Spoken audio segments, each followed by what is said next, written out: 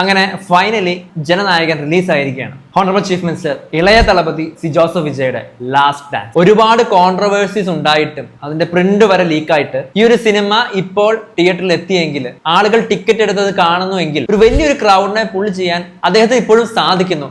And അതാണ് അദ്ദേഹത്തിന്റെ ഒരു aura. Director H Vinod, music by Anirudh കത്തിച്ചിട്ടുണ്ട്. ഒരു കംപ്ലീറ്റ് വിജയ് സിനിമ. ഇവിടെയും ആ ഒരു രക്ഷകൻ റോൾ. സിനിമയെ പറ്റി പറയുകയാണെങ്കിൽ I enjoyed the movie, not because I'm a Vijay fan. ആ ഒരു സ്വാഗും ആ ഒരു ആക്ഷനും കാര്യങ്ങളൊക്കെ എനിക്ക് ഇഷ്ടമാണ്. അങ്ങനെ ഒരാളെ വൺ ലാസ്റ്റ് ടൈം വലിയൊരു സ്ക്രീനിൽ കാണണമെന്ന് ഭയങ്കര ആഗ്രഹമായിരുന്നു. ആൻഡ് ഐ വിഷ് ഈ ഒരു സിനിമ അദ്ദേഹത്തിന്റെ ലാസ്റ്റ് സിനിമയാകരുത്. കാരണം ഇനിയും ഇതുപോലുള്ള ഒരു ക്രൗഡിനെ പുള്ളി ചെയ്യാൻ അദ്ദേഹത്തിന് പറ്റും. ഇത്രയും ഗട്സ് ഉള്ള ഒരു നടൻ വേറെ ഉണ്ടോ എന്നുള്ളത് സംശയമാണ്. സിനിമയിലൊക്കെ അല്ലേ ഇത് നടക്കൂ എന്നത് റിയൽ ലൈഫിൽ കാണിച്ചു തന്ന ഒരാളാണ് അദ്ദേഹം. ഒരു സിനിമ റിവ്യൂ ആയിട്ട് നിങ്ങൾ ഇതിനെ കാണണ്ട.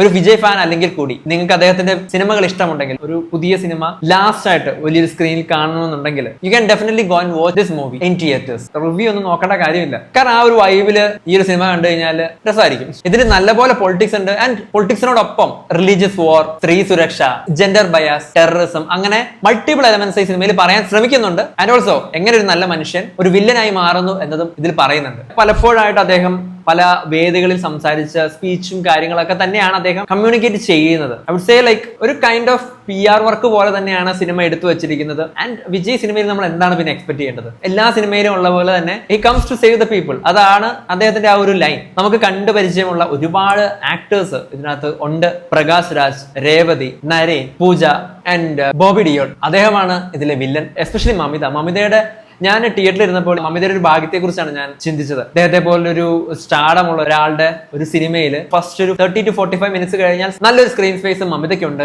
ആൻഡ് ടുവേഴ്സ് ദ എൻഡ് ക്ലൈമാക്സിലൊക്കെ ഇതുപോലൊരു ആക്ടറിന്റെ കൂട്ടത്തിൽ സ്പേസ് പങ്കിടുക, അദ്ദേഹത്തോടൊപ്പം കട്ടയ്ക്ക് ഫൈറ്റ് ചെയ്യാനൊക്കെ വരിക എന്നൊക്കെ പറയുന്നത് ഒരു ഭാഗ്യം തന്നെയാണ്, ഒരു ലക്കാണ്. She has done her part well. ഞാൻ സിനിമയുടെ റിവ്യൂ നോക്കണ്ട. നിങ്ങൾ പലരും പല രീതിയിൽ പറയും. നമ്മൾ കണ്ടു വന്നിരിക്കുന്ന പ്ലോട്ടും കാര്യങ്ങളൊക്കെ തന്നെയാണ് ഇലക്ഷന് മുമ്പ് സിനിമ ഇറക്കാത്തതിന്റെ കാരണമായിട്ട് എനിക്ക് തോന്നുന്നത്. അവർ പേടിച്ചിട്ട് തന്നെയാണ്. സിനിമയിലെ ഡാൻസ് കാര്യങ്ങളൊക്കെ അയ്യോ ഒരു രക്ഷയില്ലാത്ത ഡാൻസ്. ഞാൻ ആലോചിക്കായിരുന്നു ലൈക്ക് വിജയുടെ ലാസ്റ്റ് സിനിമ എന്നുള്ളൊരു ഇതോടെ ഞാൻ ആ സിനിമ കണ്ടപ്പോൾ ഒരുപാട് ഇമോഷൻസ് നമുക്ക് ഉള്ളിലൂടെ കടന്നു പോകും. ലോജിക്കലി നമ്മളൊന്നും നോക്കരുത്, സിനിമയെ തന്നെ കാണുക.